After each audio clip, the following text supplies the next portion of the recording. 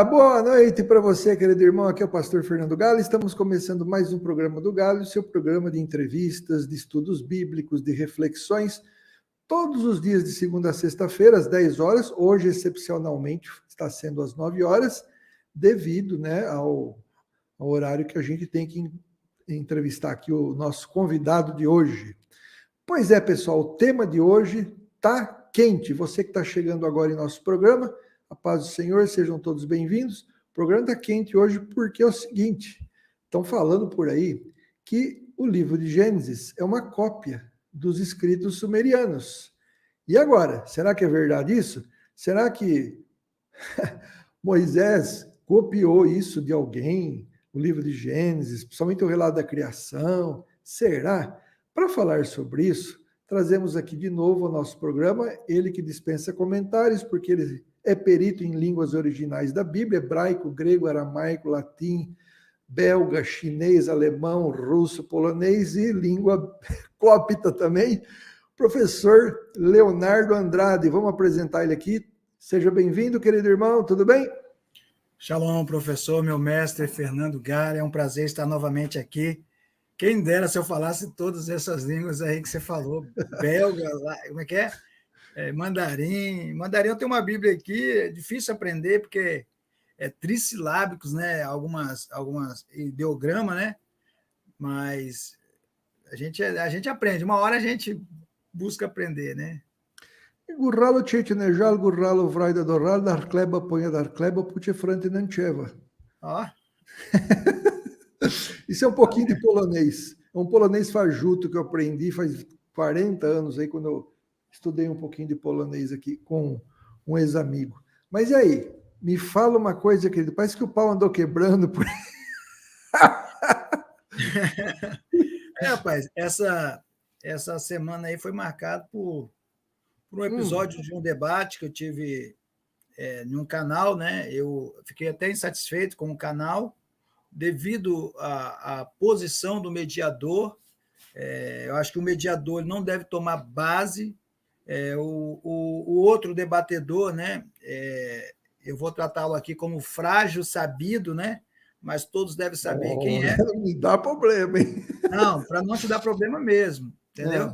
Então, ele usou palavras de baixo calão, e dentre outras coisas, e no final, a minha posição como cristão que foi colocada em xeque, né? Então, isso é muito ruim, porque eu não aceito, eu não vou aceitar uma pessoa que tem um temperamento dúbio como esse rapaz, colocar em xeque a minha posição como cristão. Isso aí eu não dou liberdade para ele, nem para ser ninguém, na verdade, né? Porque ninguém tem. Como é que eu vou falar de alguém se você é ou não é cristão, né? Então é complicado. Então eu fiquei bem chateado, mas mesmo assim o debate foi muito, para mim, foi muito satisfatório, pastor Fernando, porque eu consegui, de uma certa forma, apresentar aquilo que eu queria, né? Que era a questão da prova, né? E eu vi que o outro lado ficou muito satisfeito. Mas o que marcou nesse debate foi que o outro lado, né? Os debatedores, ele pediu, já que ele caçoando talvez da minha pessoa, né? Já que você lê em Acádio, você não vai sentir dificuldade nenhuma em ler o que eu vou te apresentar. E, para tristeza dele, eu li em Acádio ao vivo, né? Eu li em Acádio ao vivo e afirmei para ele que ele estava redondamente errado, né? Então, só que eu falei, assim, da mesma forma que você pediu para que eu lesse, eu também vou pedir para que você leia agora, né? Aí foi o fio da meada, né?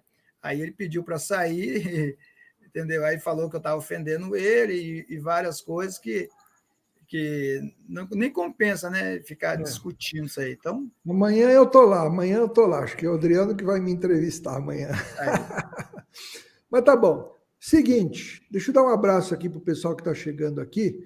Mandar para o Vamos Aprender Matemática, o Wanderson Tortolano. Seja bem-vindo, Wanderson. Por favor, se inscreva em nosso canal. Mandar um abraço aqui para o meu amigo José Vitor Barbieri, que é um amigo aqui da minha cidade.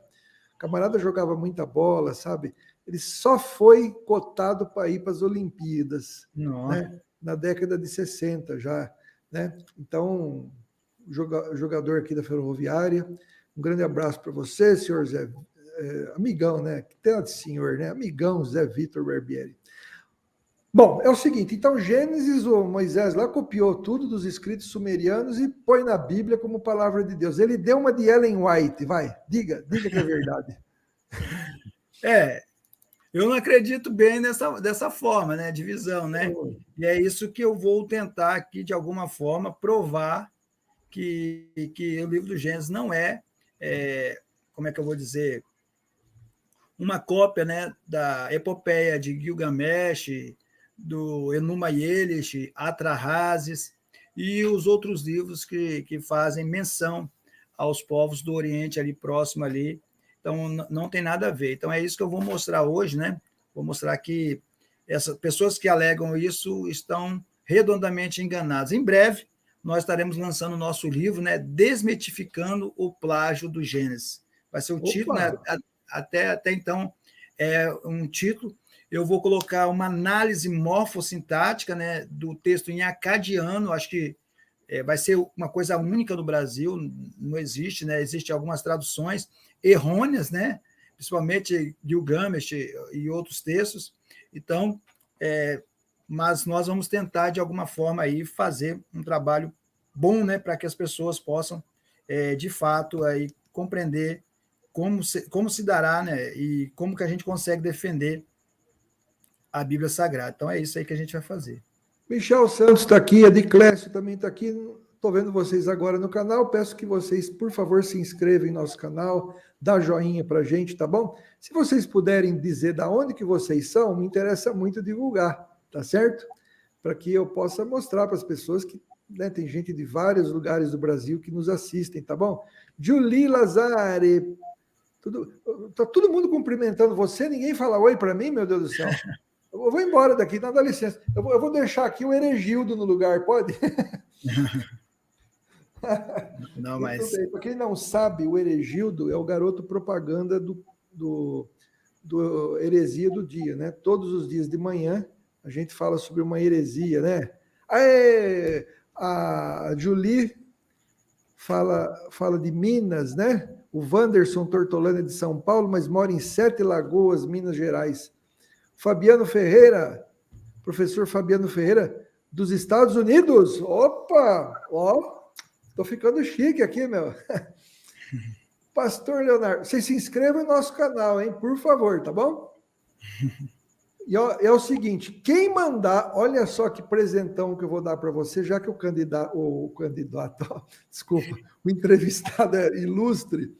Quem mandar hoje para mim um WhatsApp 016 99637 1225, tá aqui, ó, mandei para vocês. Quem mandar um WhatsApp dizendo eu me inscrevi, eu vou dar de presente uma apostila sobre seitas de 400 páginas para vocês, em PDF. Eu posso também mandar essa mensagem? Pode sim, claro. Entendeu? Isaías da Cruz Paiva, do Espírito Santo, muito bem. Então, se você mandar um WhatsApp para mim, tá? Eu coloquei aí, mas posso colocar aqui também, ó. Quer ver, ó? Cadê, ó? Tá vendo, ó? Olha só o meu WhatsApp aqui, ó. Quem mandar um WhatsApp para mim dizendo assim, ó, me inscrevi no seu canal, pastor.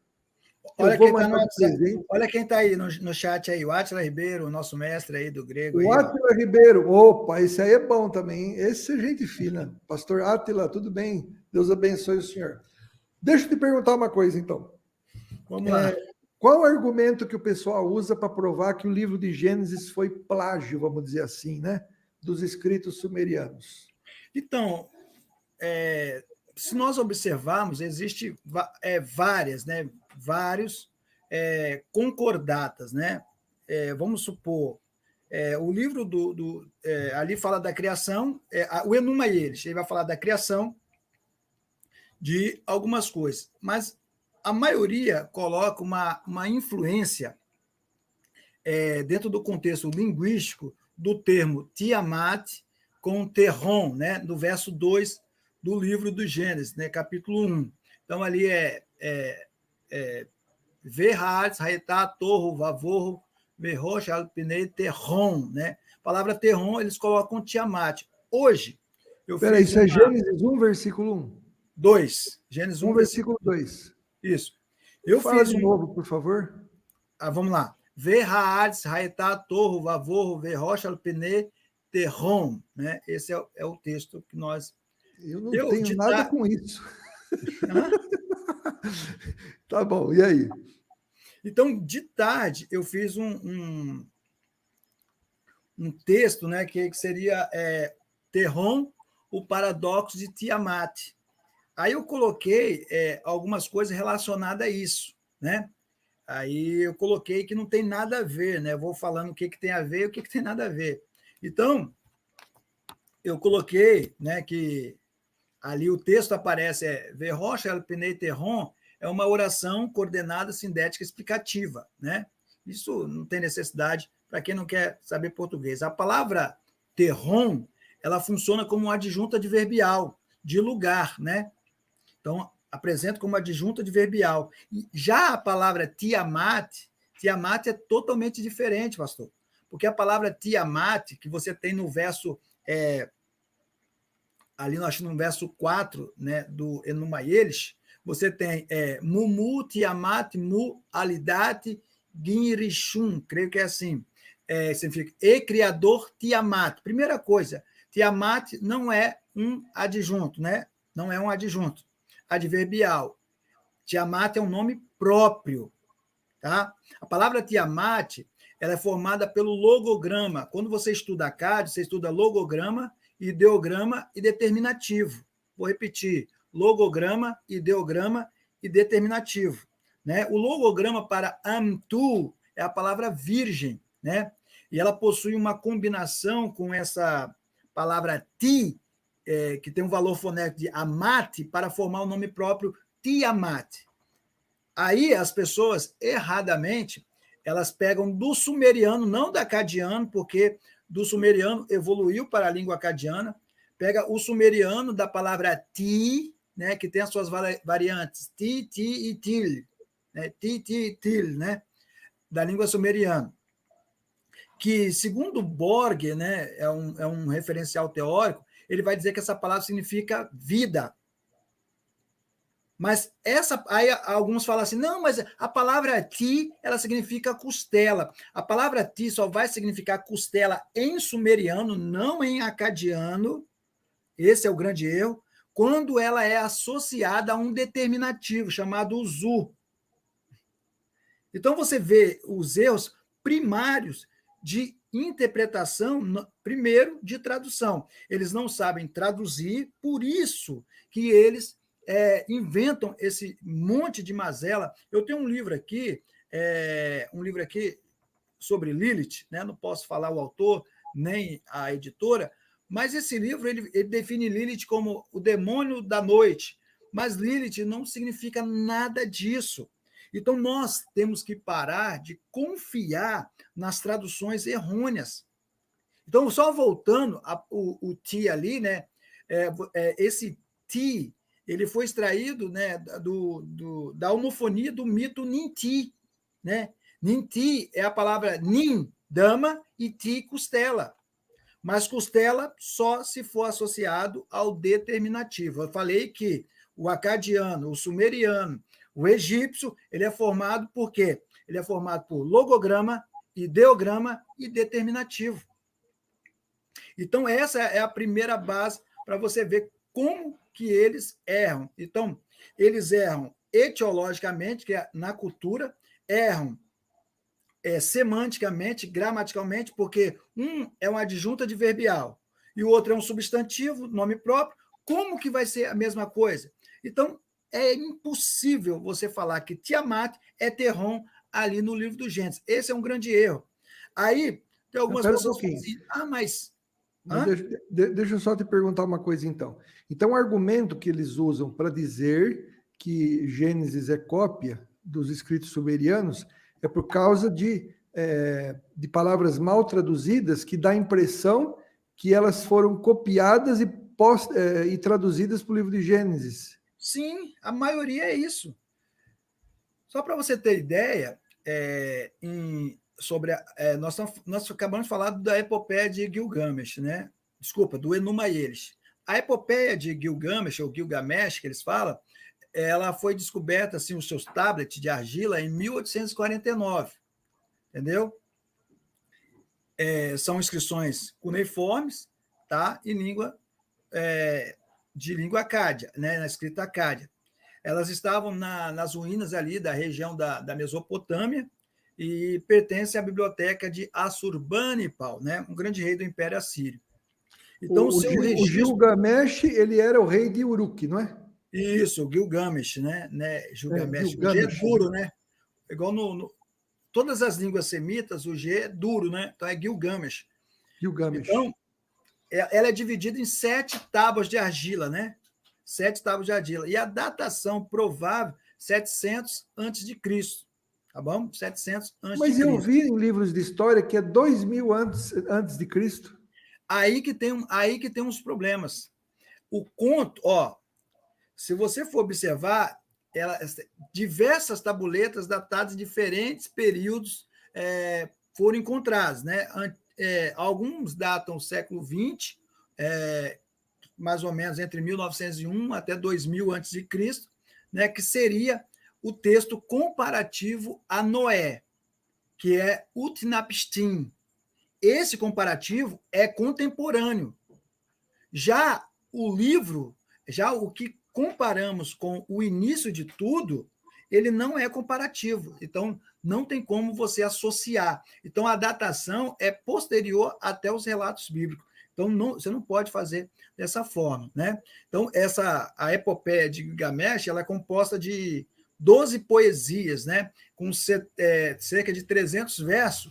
E você vê, é uma poesia, é um tom poético, né? Tem verso, e é diferente da Bíblia, que é uma narrativa histórica, né, para nós, diferente do que é composto lá para essa questão aí. Então, a única pergunta é: Gênesis é um plágio da epopeia de Gilgamesh? Nunca. Nem pode ser.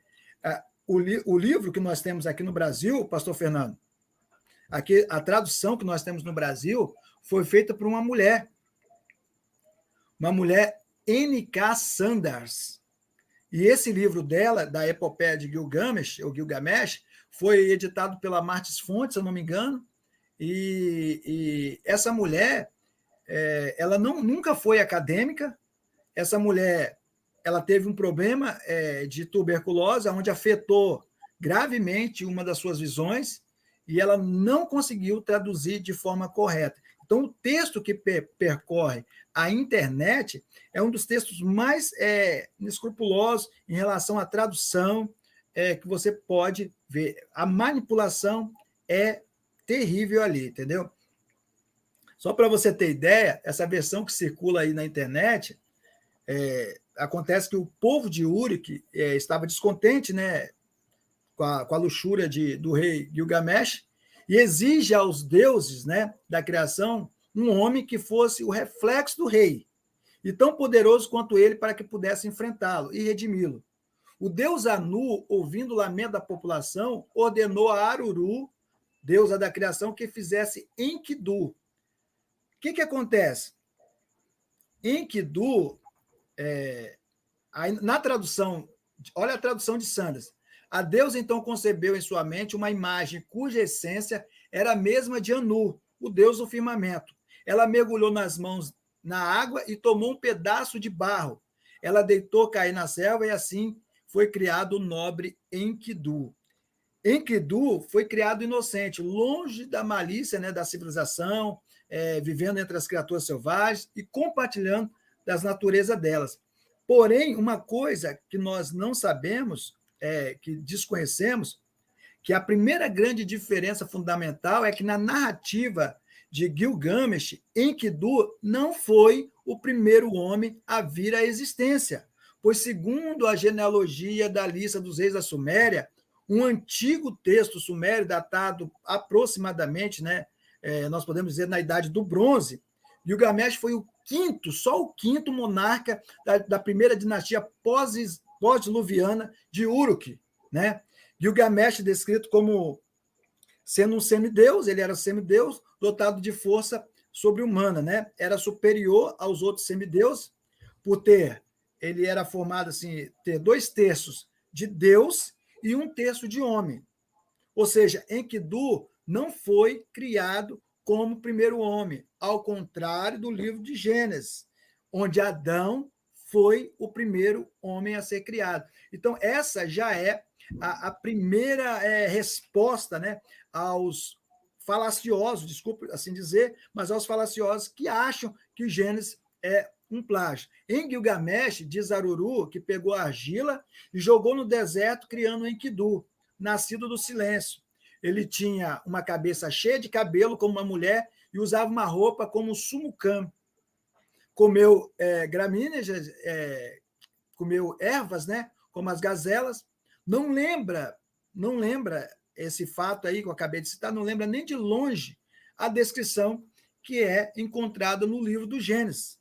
Enkidu, para você ter ideia, pastor, nas representações artísticas, né, da Suméria, é representado como metade touro, metade homem. E Adão é um homem totalmente. Então, essa já é o primeiro retalho, né, que nós vemos nessa tradução e também nessa formalização. E são vários outros aí, várias coisas. Aí, se você quiser falar uma coisa, você quiser continuo falando aqui. Não, deixa eu só falar uma coisa, então. Tem uma pergunta aqui que fizeram, o seguinte, ó, não sei se pula alguma coisa, mas Shalom, boa noite, o Aleph Tav, né? Existe uma possibilidade de termos algo comparativo entre os contos etiológicos e a narrativa de Adão e Eva? É o que você está falando, né? Sim. Ó, se você ficar fazendo... um abraço aí, meu amigo Giovanni, do Aleph Tav, é um dos maiores hebraístas que eu conheço, tá? Para você ter ideia, se você pegar retalhos assim e for juntando, claro que você vai conseguir algum êxito na sua formalização. Nós temos a árvore de Rulupo, que nasce entre o rio Tigres e Eufrates, né, que pode ser considerada a árvore da vida. Acabei de falar de Ninti, a dama da costela. Numa forçação de barra, você pode levar quem? A Eva. Só que Eva significa Havá, significa vida. Mas Eva foi tirada da costela de Adão. Então, olha para onde os pressupostos que tais pessoas, ou tais exegetas, né, que se dizem exegetas, usam para querer manipular essa certa similaridade de um texto com o outro. Então, não há texto igual. Eu vou falar aqui depois sobre a epopeia de Gilgamesh, quando o Utnapishtim, né, solta um corvo e ele solta primeiro um pombo, depois ele solta um corvo, que é diferente do relato do Gênesis, que primeiro ele solta um corvo, que é um animal que devora, né, carne, come esse tipo de coisa, né? E diferente de um pombo, que a gente já conhece que o pombo é o pombo correr, ele vai retornar de fato, né? Então, tipo assim, a ordem é a ordem poética, entendeu? A ordem de Gilgamesh, né? Da epopeia de Gilgamesh. Já em Gênesis, não, é uma história real, é um fato histórico, onde há evidência de que um corvo não voltaria, mas um pombo pode ser que volte sim, e voltou, entendeu? Então você vê essas diferenças gritantes entre um e outro. Bom, pessoal, vocês que estão aí chegando ao nosso canal, estão falando aqui só mestres, imagina, eu estou aqui, eu sou aluno, sirvo para ser aluno dele, nessas línguas originais aí, mas vocês que estão agora chegando no nosso canal, por favor, se inscrevam, e eu disse agora há pouco que quem mandar um WhatsApp para mim, falando assim, ó, estou inscrito, eu vou dar de presente pelo WhatsApp uma apostila minha sobre seitas de 400 páginas em PDF. Eu mando de presente, tá bom? Para você se inscrever no meu canal. E quem é bom de hebraico aí? Quem que você falou que é aí? O Aleph Tav, que é bom de hebraico? Giovanni, do Aleph Tav. Por favor, manda um WhatsApp para mim, porque eu quero marcar entrevista com vocês aqui. Olha só, deixa eu falar uma coisa aqui. Eu vou te fazer uma pergunta. Quando eu tinha meus 22 anos, eu entrei em contato com essa questão da epopeia de Gilgamesh, mas eu era testemunha de Jeová na época, né? Você sabe que eu fui TJ. E a resposta que o corpo governante das testemunhas de Jeová dá sobre isso, eu achei interessante, mas veja se tem sentido.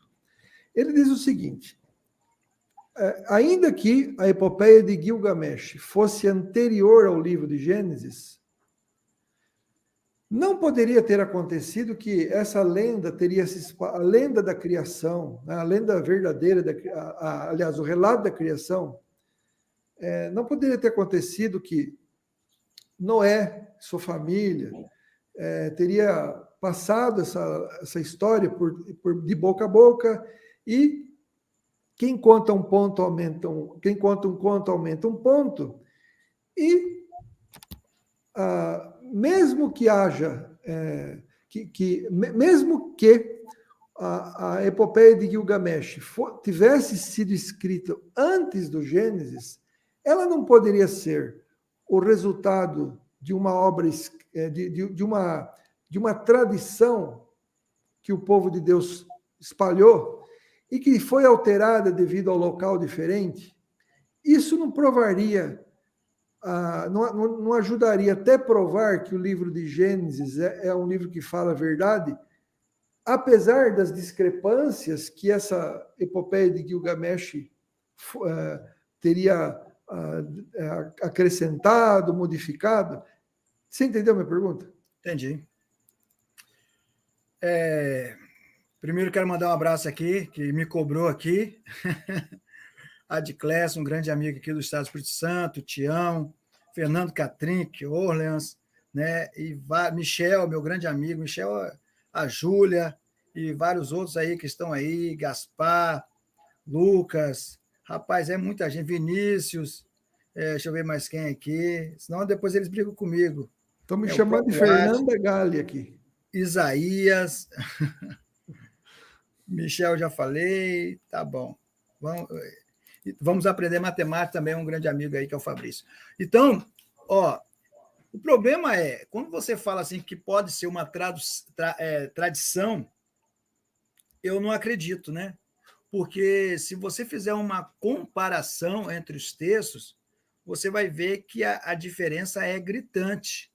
O problema é que as pessoas não acreditam nem no livro do livro de Shemot, né? Nem em Êxodo eles acreditam. Eles não acreditam. Só que tem um problema. As pessoas que se apegam na arqueologia, elas se pegam na arqueologia de Israel Firkenstein, né? Esquece que Amihai é um arqueólogo tão produtivo e tão bom quanto o próprio Israel Firkenstein. Então, Amihai pensa totalmente diferente. Você tem os livros de Ademar Keffer, né? O Ademar Keffer, aqui do Brasil, para mim, um dos melhores nessa área de arqueologia. Então, você vai ver que o camarada trabalha muito bem. O próprio Rodrigo Silva, né? Trabalha muito bem essa área de arqueologia. Só para você ter ideia, eu fiz acho que eu fiz um vídeo, em 1905, teve os achados de Serab el-Kadim, o Adi Snab, o Adi el-Hol, Lahum. Esses achados foram assim, de suma importância para a arqueologia, porque em 1905, depois de Cristo, 16 antigas inscrições em proto-hebraico, em egípcio também, foram encontradas por Hilda e William Matheus Flanders Petrie, né? Flanders Petrie, acho que todo mundo conhece. Então, esses achados de Serab el-Kadim são achados imprescindíveis. Então, esses achados aí, só agora, em 2015, que o doutor Douglas Petrovic foi fazer a decifração, foi feita a decifração. Então, você vai ver que nesses materiais encontram uma grande produção acerca da prova do Êxodo, né? O nosso assunto não é prova de nada, mas o que eu estou te falando é da relevância, porque as pessoas querem acreditar no que eles veem, entendeu? Então, você tem, nas tábuas de Amarna, você tem, que está em cuneiforme, né? Também você tem ali a conquista de Josué, você tem um monte de coisa. Você tem o achado de Khirbet el-Makatir, também, que foi achado algumas coisas relacionadas ao Negev, né? A Negev é uma região de deserto que fica mais ao sul, né? Próximo ao norte do Nilo, ali na região do delta do Nilo, próximo ao mar Mediterrâneo. Então, ali, esse deserto Negev é onde ficava até o poço de Davi, pastor Fernando. Então, ali fica perto de Betel e Ai, né? Que se encontra em Bereshit, Gênesis 13, 3. Então, você tem um monte de material. Em Khirbet el-Makati também foi achado o altar de Abraão, né? Então, são vários, né? São vários materiais que foram achados aí por Flanders Pet. Então, você pode saber que a Bíblia é, de fato, um material fantástico, né? Só voltando à epopeia de Gilgamesh, se você for olhar, fica evidente que ambas as narrativas são completamente diferentes. De um lado, Gilgamesh diz apenas que Enkidu era uma pessoa inocente e que comia grama com as gazelas. Já no livro do Gênesis, diz completamente o oposto. Diz que Adão possuía todas as aves com semente e que dão fruto, e todos os animais da terra estariam sujeitos ao homem como mantimento, nada de comer capim. Então, você vai observar que as histórias são bem divergentes. Um é bem diferente do outro. Outra passagem que não lembra nem de longe Gilgamesh, mas que suporta, né, seu poder sobre as pessoas como um touro selvagem, né? Nós podemos citar aqui, que diz assim: o que ela não parava de dizer, achado graça com ele, tornou-se consciente de si mesmo. Porque essa referência porque essa o faz pensar como um boi selvagem. Por que essa referência, boi selvagem? Porque Enkidu, na representação da mitologia sumeriana, ele é um semideus, metade humano e metade boi, com chifres e tudo. Então, isso não lembra nem de longe o fato do Gênesis. Então, você vai ver certa discrepância, né? Enkidu, já na cidade de Uru, que enfrenta o rei Gilgamesh em combate.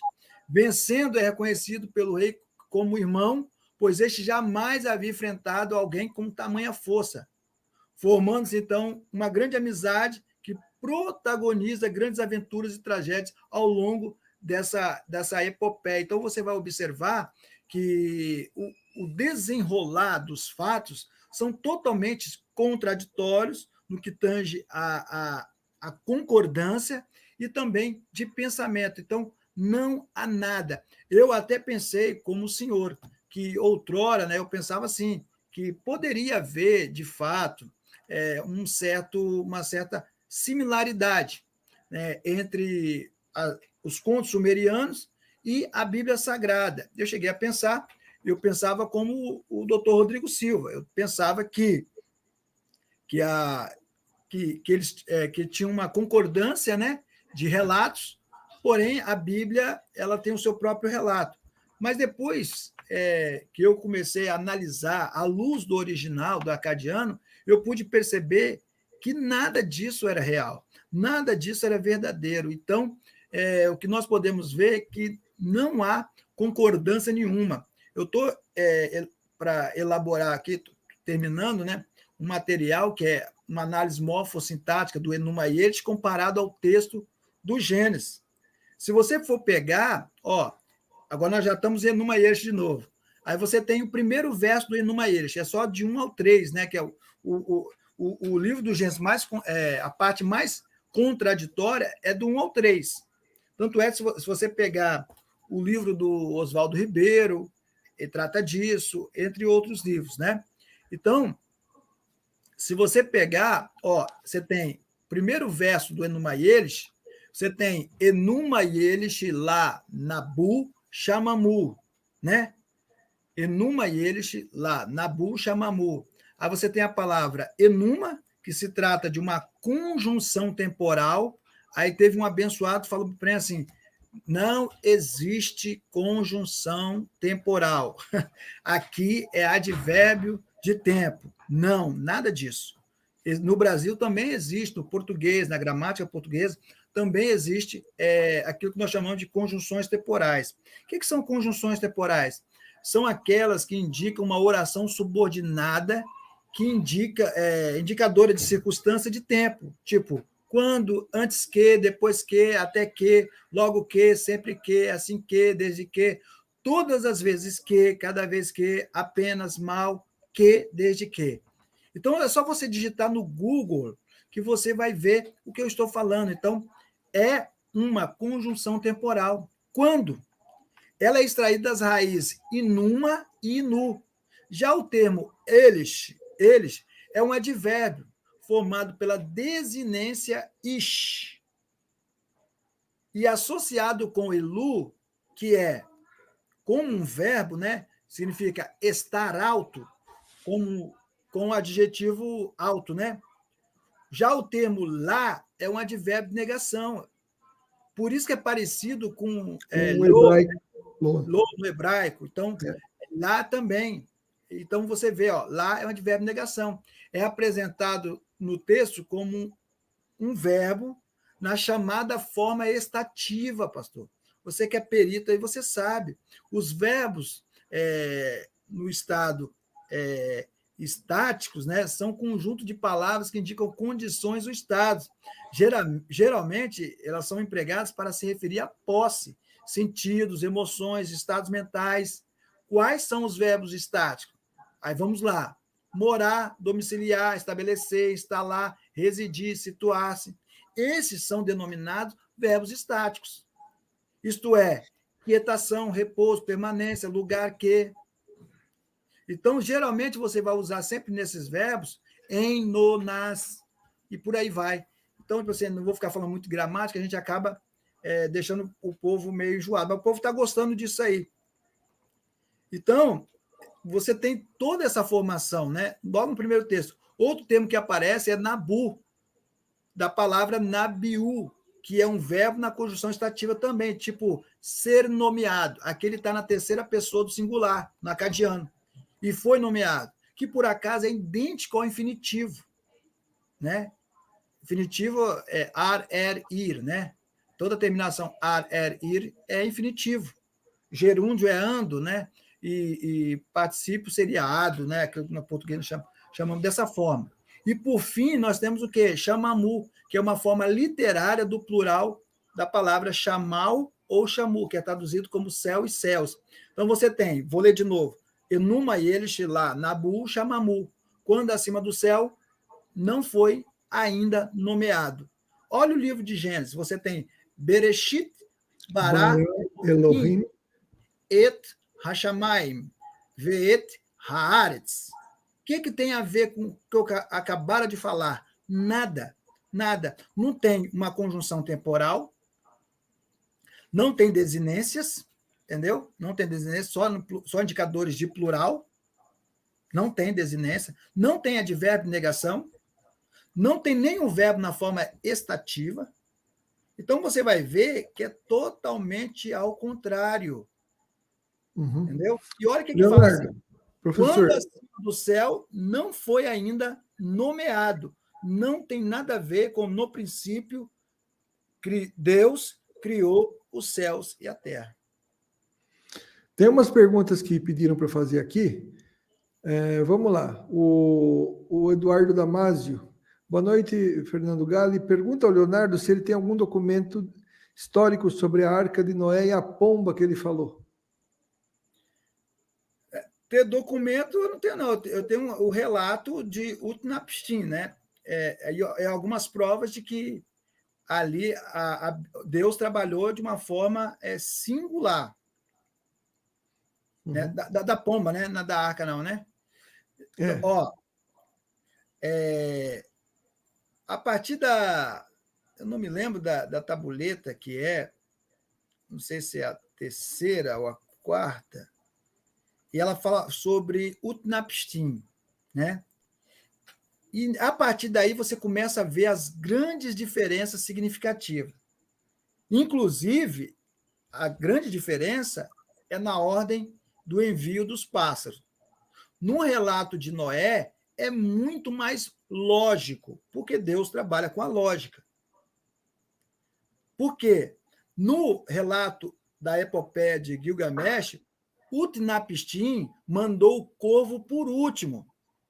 Noé, entretanto, compreendeu enviar a pomba por último, porque era mais lógico. E quando a pomba retornou, ela trouxe uma folha fresca de figueira, né? De oliveira, desculpa.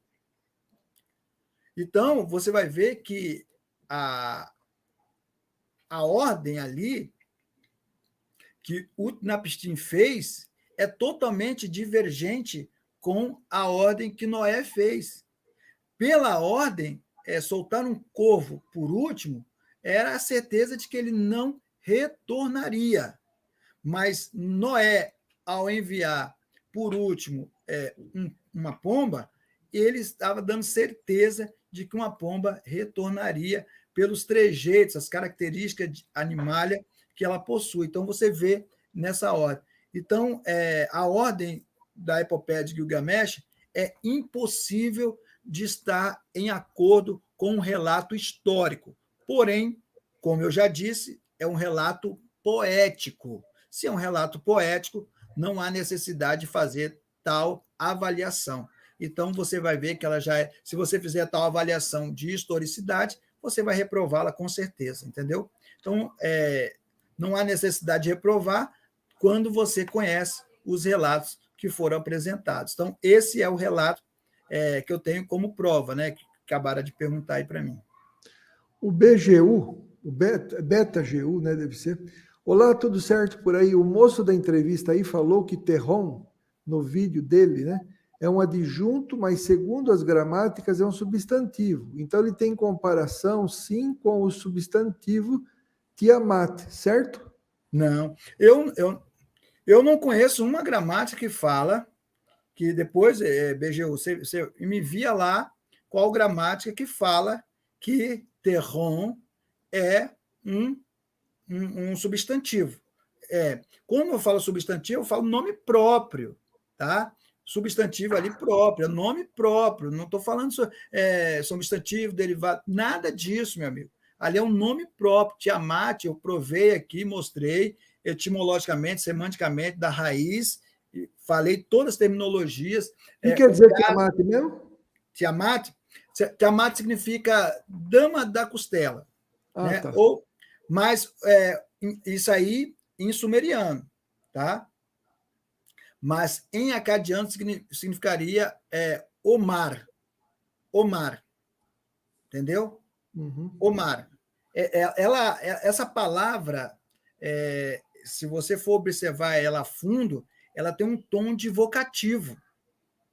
Mas, ô Leonardo, por que professor, que tem, então, na verdade, tu acha que foi, então, a epopeia de Gilgamesh que copiou o Gênesis? Porque não tem como negar que tem uma mulher na história, tem a costela, tem os dois pássaros. Por que essa similaridade? Então, embora, no geral, não tenha muito a ver, mas os personagens parece que tá meio igualzinho aí, não tá não? Sim, mas é igual eu falo, se você pegar, pegar os retalhos e querer formalizar, você vai conseguir êxito, claro que você vai conseguir. Olha a árvore de Hulup, ela nasce entre o rio Tigres e Eufrates. A árvore da vida, elas ficavam entre o rio Tigres e Eufrates. Então tem uma certa similaridade, entendeu? Mas eu acho que de longe ela passa no livro do Gênesis.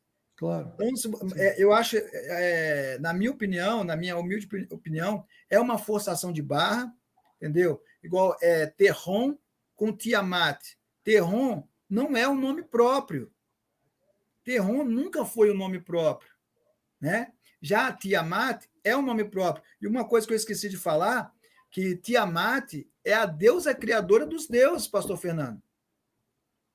E Terron é criador de quê? Terron é trevas. Terron não é criador de nada. Então, nós observamos isso aí, que semanticamente é errado você dizer tal coisa, né? Outra pergunta, ele poderia dizer qual livro ele leu que diz que Terron é um adjunto? Qual livro que eu li? Olha só, você não precisa ler, né? Mas eu vou indicar um livro para ele. Você não precisa ler, basta você saber português. Mas, se você pegar o livro Homo Faber, do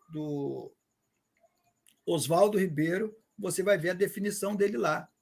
É um Mas adjunto. até eu estou estranhando, por que é adjunto?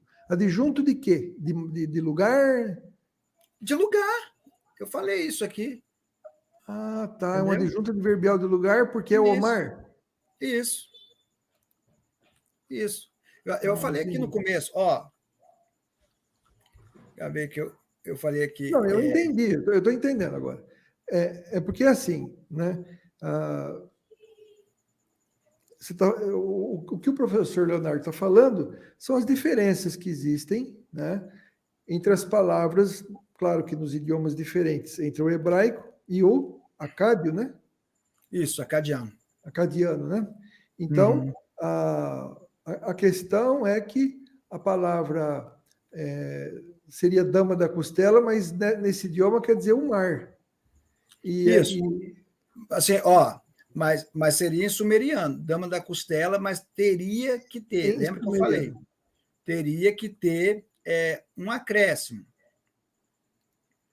A palavra Tiamat, em acadiano, ela vem da palavra, se eu não me engano, é Tamtu, gravei isso hoje à tarde, que significa mar. Porém, o que eu falei? Ela é um vocativo, dentro daquilo que é a gramática acadiana. Aí, se você for uma definição em acadiano para Tiamat, é o mar. Já em sumeriano, para ser a dama da costela, que é Ninti, né, teria que ter a composição do determinativo de Uzu, que eu falei. Entendeu? Você lembra, né? Falei aqui. Então, assim, foge totalmente a essa questão. Não tem como você assimilar semanticamente um e outro, entendeu? Então, eu acho totalmente discrepante, né? Okay. Espero ter deixado claro, né? Claro. Nós estamos partindo já para o final da nossa entrevista, né? Você já disse tudo que tinha que falar? Não. É muita coisa. Então, mostra rapidinho aqui, porque a gente tem que terminar às 10 horas.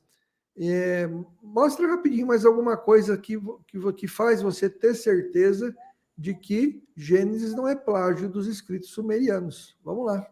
Eu prefiro fazer... Quem está entrando agora no nosso canal, só para eu repetir, ok? O Augusto Silva está dizendo, pastor Gali, parabéns, é um ótimo entrevistador. Imagina, né? Maria, quem me adicionar no canal, manda uma mensagem no WhatsApp para mim, adicionei o pastor Fernando Gali aqui no canal, estou inscrito, tá certo? Vai ganhar de presente uma apostila de 400 páginas sobre seitas, escrita por mim, em PDF tamanho A4. É um livro de 600 páginas, só para você ter uma ideia, tá bom? Então é isso. Se você quer abençoar o nosso programa, você pode fazer um super chat para nós, tá bom? Então, tem um cifrãozinho aí onde você comenta, digita ali, você pode fazer uma doação para o nosso programa, para pagar as despesas de internet e tal. É isso aí, né? Manda um cascaio para nós aí, né? Para abençoar a gente. E você também pode, eu vou ter que fazer uma propagandazinha rápida aqui, do nosso curso de apologética. Só um minutinho que a gente já volta, tá bom? Espera lá. Olá, tudo bem? Você que aprecia dar respostas bíblicas a adeptos de seitas e de estudar doutrina bíblica, o Instituto Apologético Cristo Salva tem 2 ótimos cursos online para você. O primeiro deles é o curso online de apologética cristã, com 45 horas de vídeo e 700 páginas de apostilas sobre seitas. O segundo deles é o curso Defenda Corretamente a Doutrina da Trindade, com 10 horas de vídeo e uma apostila de 94 páginas em PDF. Você estuda sem sair de casa e faz o seu próprio horário. Não perca essa oportunidade. Informações pelo WhatsApp 016 996 37 12 25. Tá aí. E você também pode, então, adquirir o nosso curso de apologética falando comigo nesse WhatsApp aqui. Eu fui 17 anos, para você ter uma ideia, eu fui 17 anos Testemunha de Jeová, conheço essa organização religiosa com a palma da minha mão e outros grupos também. Então, o nosso objetivo é dar respostas amorosas, bíblicas para adeptos de seita. Tá bom? E se você, por final, quer também fazer um Pix para abençoar o nosso programa, você pode mandar para aqui o nosso Pix. Cadê? Pix. O Pix está aqui, ó.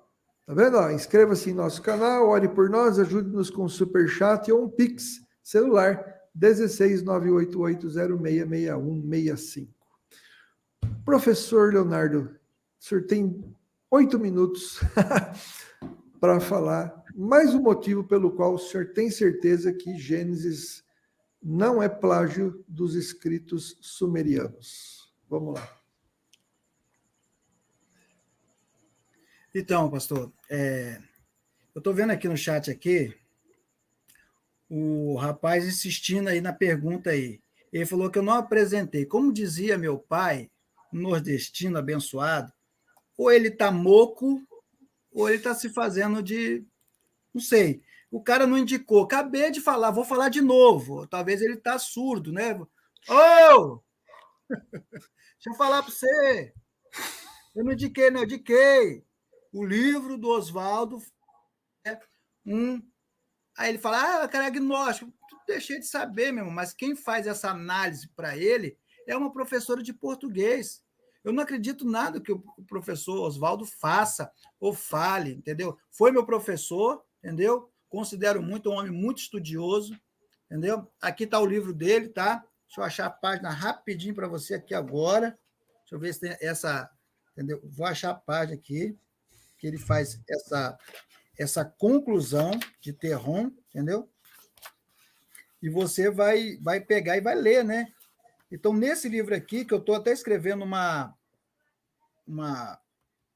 algo para tentar refutar, né? Que o meu livro vai ser em refutação a esse livro, né? Com todo respeito, claro, não é para expor ninguém, não é para denegrir a imagem do professor, que é um excelente professor, por sinal, né? Aqui você tem, ó, na página 29, você tem aqui, ó, Verrocha Eropinei Terron, oração coordenada sindética explicativa. Foi o que eu falei, né? Então, aí você tem, ó, quer ver? Deixa eu ver se eu acho aqui, mais rápido possível, né? Porque nosso tempo não para, né? Não, mas é só ele pegar e ler, professor. Entendeu? Só pegar e ler. Eu prefiro continuar com o meu estudo aqui do que ter que provar para algumas pessoas que não querem entender, entendeu? Ali não tem semelhança alguma, né? Mas se quiser acreditar assim, pode continuar. Vamos lá, deixa eu continuar aqui com o meu estudo, né? Uma coisa, para nós desmitificar de vez isso aí, é uma coisa no hebraico. No hebraico, você tem você tem ali Bereshit. E nesse livro, né? Nesse livro, o doutor Oswaldo fala que a primeira oração que tem ali, o primeiro verso, é uma oração subordinada, segundo também, e a oração principal é no verso 3, né? Aí você tem Bereshit bara Elohim et hashamai ve'et haaretz. Ve'haaretz ha'etah tohu vavor ve'rosh al pnei terron ve'rua Elohim hamaim. Aí você tem Vaiomer Elohim Yehior vai Rior. E disse Deus, haja luz e houve luz. Então, somente ali, quando a luz é criada, que é o primeiro verso, que é a oração principal. Então, ele descarta a criação ex nihilo através desse original. Mas será que é verdade? Vamos analisar à luz do hebraico para ficar gravado isso aqui, pessoal. Você tem a palavra Bereshit. Bereshit é o quê? A preposição beit, mais o construto de Reshit, seguido da frase no absoluto, né? De acordo com o texto massorético. Então, já se sugeriu que poderia ser quando Deus começou a criar os céus e a terra, segundo a própria Bíblia Tebe. Origem diz que a pontuação deveria ser Beit mais kamatz, né? Ba. Isto é, com artigo. E assim também translitera a hexapla, né? Na Septuaginta, lê-se en arque, sem artigo. Então, você observa que o texto ele está com uma pontuação maravilhosa. Em Bereshit, nós temos um sinal massorético de cantilação, usados pelos massoretas, não só para cantilação, mas também para efeitos gramaticais. Que sinal é esse? Tarha. Tarha. O que é o tarha? Ele equivale... Aí tem uma pessoa que falou assim, mas o tarha ele é apenas uma... efeito dele é apenas para... Como é que eu vou dizer? Separar duas palavras ou duas orações, como se fosse uma conjunção. Não só isso. Não só isso. Porque o tarra, ele é usado para quê? Como se fosse uma vírgula. Então é interessante, pastor Fernando, se você escreve Bereshit, você tem que ter uma vírgula ali na frente de Bereshit. Porque essa tradução é a mesma tradução que você vai encontrar na obra de Edson de Faria Francisco, é apoiada por vídeos pelo grande mestre Luiz Saião e vários, Bruce Walt e vários outros. Então, maiores são os teóricos que falam em favor disso do que aqueles que falam contra. Então, você vai ver pessoas apoiando sempre esse modo aí. Então, o Tarha, o que ele vai fazer? Ele vai fazer uma separação. A gente chama isso no judaísmo de rompimento da semirut, que é a ligação do substantivo com o verbo. Quando você rompe, a gente chama de rompendo a semirut, que é essa ligação. Se você pegar Bereshit e fazer direto, você pode cair na interpretação desses homens, entendeu? Aí você pode falar, não, Gênesis ali não é o texto principal, é realmente um equívoco, é um plágio, mas como nós temos essa vírgula aqui, a palavra Bereshit ela cai no grau superlativo. Então, não seria no princípio, seria no princípio dos princípios, ou no mais absoluto princípio. Pastor Fernando, essa tradução daria o quê? Menos ênfase ao que eu acredito que a Bíblia expressa claramente numa criação ex nihilo, do nada, ou ela desapoia? Porque, para mim, essa vírgula ali, ela rompeu com a semirut, mas também ela não só rompe com a semirut, que é a ligação com o verbo, mas ela rompe com a cara de todos que dizem que ali não é a oração principal, que ali, Bereshit, está ligado ali ao verbo. Então, ali seria no princípio dos princípios. Que princípio é esse? No grau superlativo. Então... A origem de tudo, né? A origem de tudo, claramente, que Deus criou todas as coisas. Em aramaico seria Breshit Bro Aloho. No princípio, Deus criou, né? É muito interessante, né? É uma loucura, né? Gente, nós temos que terminar o programa. Mas o que eu admiro é o seguinte, pessoal. A Bíblia diz que Deus proveu, lá em Efésios capítulo 4, versículos 11 e 12, apóstolos, evangelistas, pastores, mestres, né? Então, a igreja tem tantos mestres bons, e o professor Leonardo, né? Por isso ele é sempre bem-vindo aqui, porque ele sabe muito, entendeu? E a gente que nessa área aqui é o quê? Eu vi essas coisas quando eu fazia faculdade, né, de teologia, mas você não se aperfeiçoa, né, nesses pontos. Mas é interessante que a Bíblia sofre ataque de todos os lados, e para qualquer argumento contra a Bíblia tem um especialista, né? E o professor Leonardo é um deles, né? Por isso ele é sempre bem-vindo aqui. Agora eu vou dizer uma coisa para o senhor, né? Não fica, pelo amor de Deus, brigando com os caras, não, porque senão o senhor vai ter piripaque aí, a gente não quer perder o senhor cedo, viu? Entendeu? O senhor já teve uns probleminha aí no coração, não perde tempo com herege, entendeu? Debater com ateu, entendeu? Debater com ateu ou coisa parecida assim é besteira. Por quê? Porque a gente só fica nervoso mesmo. Mas essa adrenalina, eu acho que para o meu coração é tão saudável, né? E eu fiquei muito satisfeito, pastor Fernando. Por quê? Porque nesse único debate, eu debati e encarei os maiores hereges do Brasil, né? Que eu considero, que estão aí em ascensão, né? Que é o Alessandro Geladeira, não posso falar o nome, Tonhão Miranda e Frágil Sabido. Então, esses três, eles são a trindade herética do Brasil, né? Então, numa live só, eles foram refutados. Eu recebi mensagem de apoio, pastor Fernando, você não tem ideia, do Brasil todo, pessoas me apoiando, falando parabéns, eu não sabia que no meio cristão existia uma pessoa que tinha capacidade de ler os contos antigos e de falar com tanta propriedade. E hoje eu não quero e não vou dar sossego para esses hereges. Por quê? Porque eles causaram muito mal à igreja e tem causado até hoje, entendeu? Pessoas se desviaram, pessoas acabaram com um casamento, que eu sei, pessoas que tiveram problemas terríveis até hoje, do seu contato para com Deus. Eles estragaram isso tudo, entendeu? E eu não vou deixar.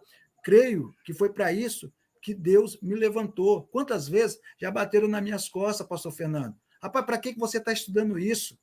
Qual a necessidade? Aqui, na nossa denominação, a gente nem usa isso, entendeu? A gente não precisa disso.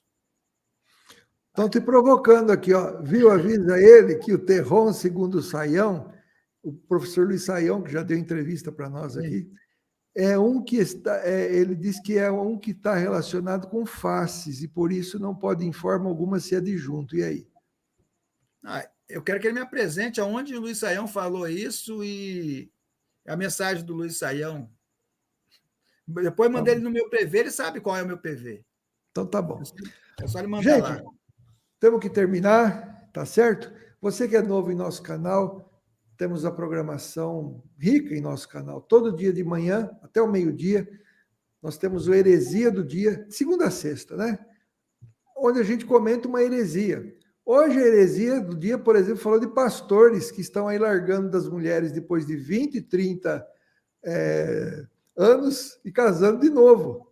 E aí, se você assistir a introdução do nosso vídeo, causou polêmica hoje, porque eu fiz uma brincadeira, né? O nosso garoto propaganda aqui do Heresia do Dia é esse moço aqui, ó. Que é o Heregildo, né? O Heregildo, pessoal, ele... deixa eu ver uma coisa aqui. Deixa eu tirar esse banner daqui. O Heregildo é o garoto propaganda do nosso Heresia do Dia, certo? A caveirinha, né? O Heregildo. E hoje pois é. Eu perguntei assim por Heregildo, né? Por que é que tem pastor aí largando a mulher e casando com outra? Se isso é plano de Deus ou é outra coisa, né? Aí o pessoal achou ruim que eu botei uma cenoura aqui para explicar o porquê. Porque o que tem de pastor safado no nosso meio não está escrito. O cara larga da mulher e casa com outra. E aí depois vai querer aconselhar os outros sobre como ser feliz na vida familiar. É cenoura mesmo o problema do cara. Não tem nada a ver com vida com Deus. Certo? Pastor, não é só defendendo os homens, não, mas tem muita mulher também sem vergonha que estão largando seus esposos para viver com outras pessoas, entendeu? Não é só o homem, não, mas tem mulher também. Eu sei. Não, entendeu? Eu sei. Mas é que eu estava falando de pastor, né? Porque o pastor tem que dar exemplo, né? Eu falei para minha esposa, se um dia você me largar, eu não te dou o divórcio, porque eu sou contra o divórcio.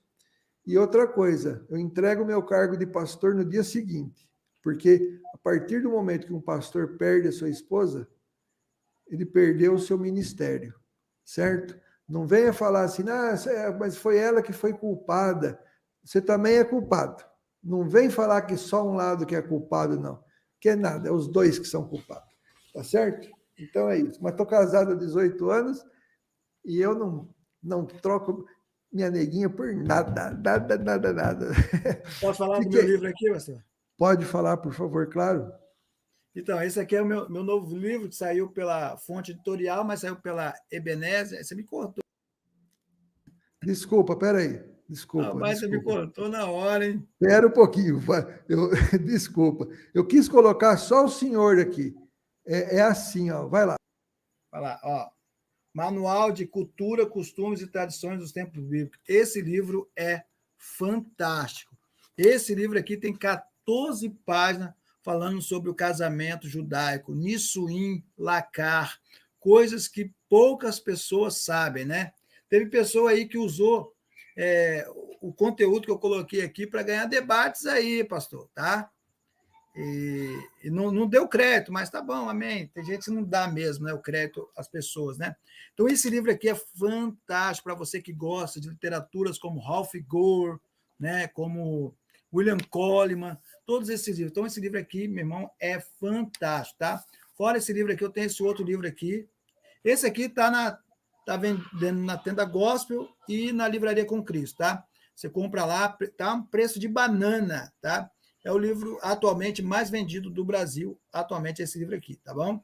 Todo dia tem alguém mandando, e pode mandar lá para mim, lá no meu WhatsApp, tá, professor? Faz um videozinho pequeno, depois eu vou fazer uma live divulgando esse livro aqui.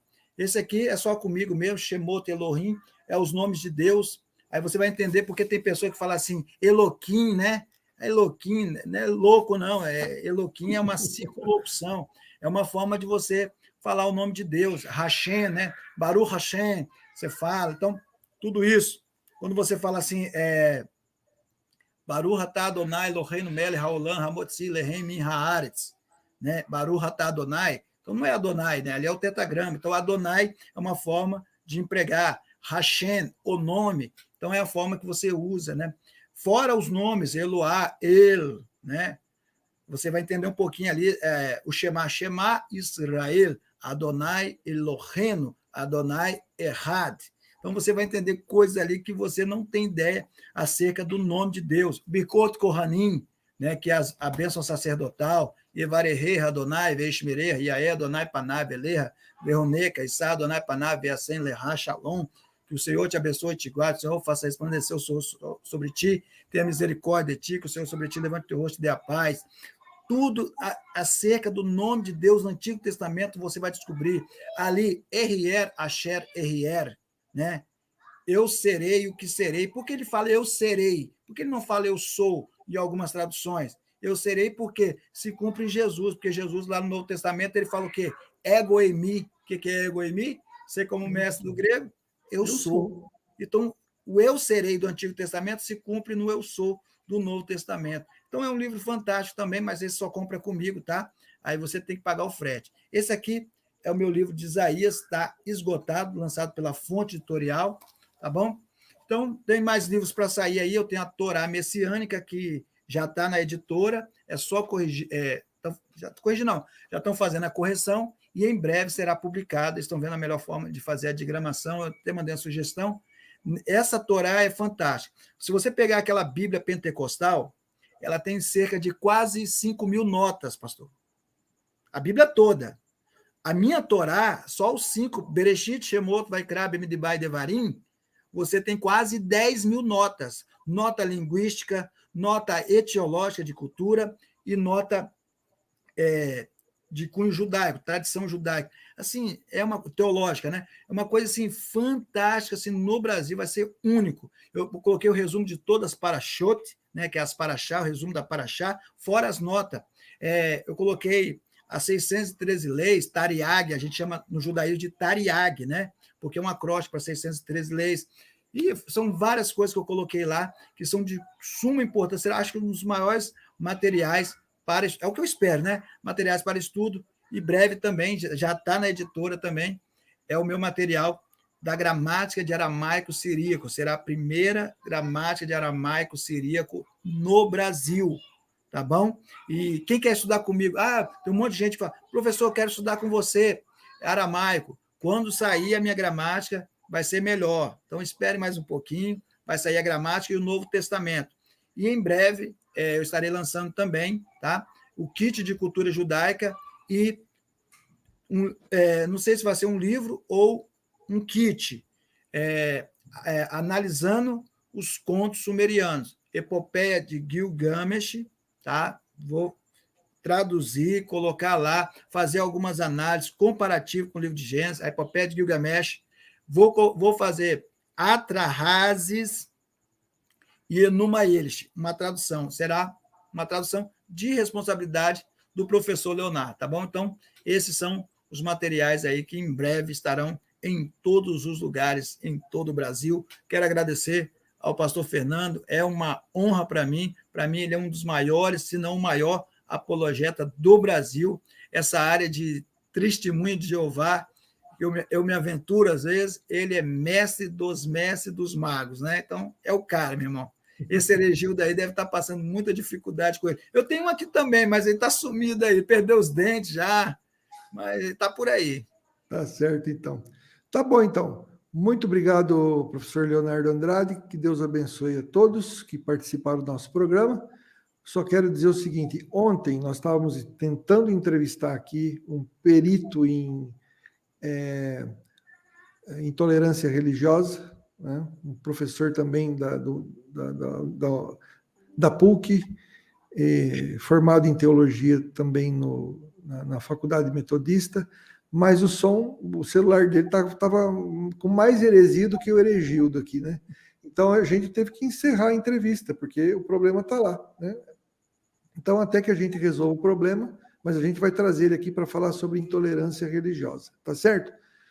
Que Deus te abençoe. Então, não deu para responder todas as perguntas. O senhor pode deixar seu WhatsApp? Como é que é? Pode. Então, meu WhatsApp é 027, sou aqui do estado do Espírito Santo. Aí você pergunta, pode vir alguma coisa boa do estado do Espírito Santo? Pode. Pode. Anso Freire, Roberto Carlos.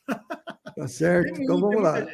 Então, 027 99886 4317. Vou repetir. 99886 4317. Aí você manda uma mensagem lá para o professor Leonardo. Quer treta? Pode mandar lá também. Tem treta para você também.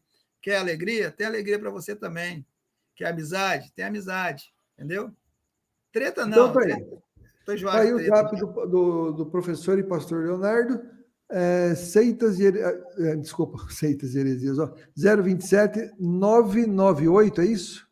Isso, 99886. Isso mesmo, 4317. Tá bom, pessoal? Que Deus abençoe a todos. Fiquem na paz do Senhor. Até amanhã com o nosso programa do Gale. Amanhã vai ser um programa com perguntas e respostas. Vou te trazer mais vezes aqui, hein? Amém. A hora que você ficar rico, você lembra de mim, tá? Quando entrares no seu reino, tá? Porque para vender bem livro assim, né?